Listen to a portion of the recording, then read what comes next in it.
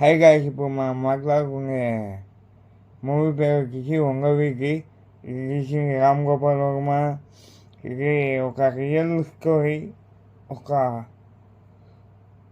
విజయవాడ అనే సిటీలో ఒక దైవంగా కొల్చబడే ఒక వ్యక్తి కాదు, ఒక శక్తి. ప్రజలు ఆయన దైవంగా కొలుస్తారు. వంగవీటి మోహన రంగ అంటే కొన్ని ఊళ్ళు ఇప్పటికీ వైబ్రేట్ అవుతాయి.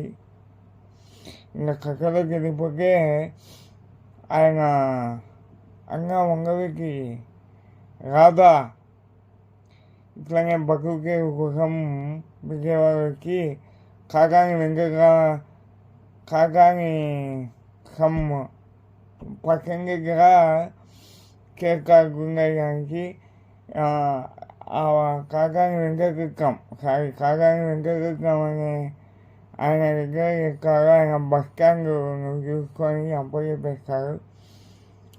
అట్లా మంచి పేరు రావడంతో కాకాని వెంకటకృష్ణం అనే వ్యక్తి చెప్పుల మార్కెట్ని రాగాని అవమానిస్తే నా కోపం వచ్చి రాగా గ్యాంగ్ చంపాలని ప్లాన్ వేసి చంపడం జరుగుతుంది.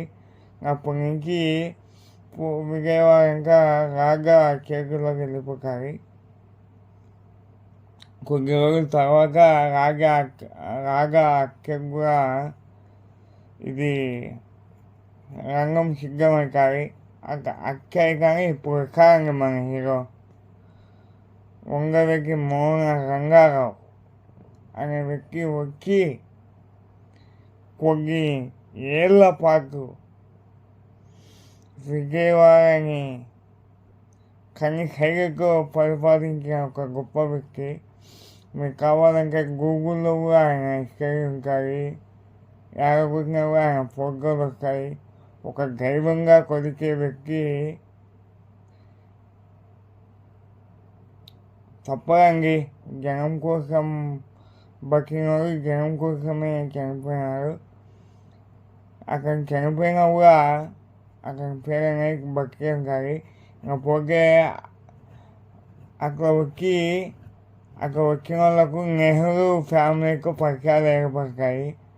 ఏర్పడి